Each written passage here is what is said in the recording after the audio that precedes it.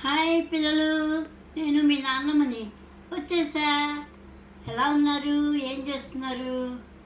ఇవాళ నేను మీకు ఒక చిన్న చిట్కా చెప్తాను.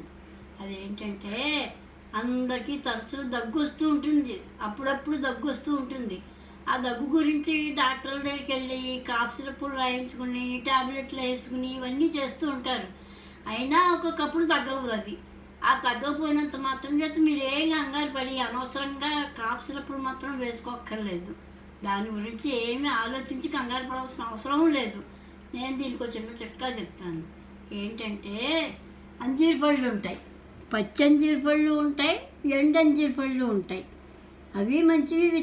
పచ్చి అంజీర్ల కన్నా ఎండంజీర్లు ఇంకా చాలా మంచివి. ఈ డ్రై ఫ్రూట్ షాప్లో దొరుకుతాయి మీకు ఎప్పుడు కూడాను.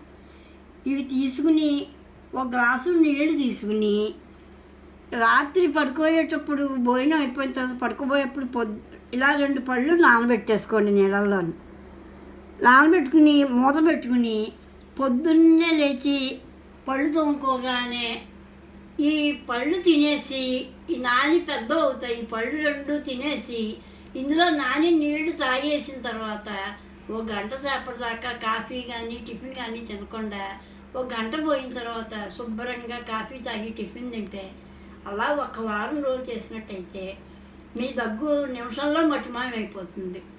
సర్వసాధారణంగా ఇంకా దగ్గు రాదు. ఇలా చేసి చూడండి.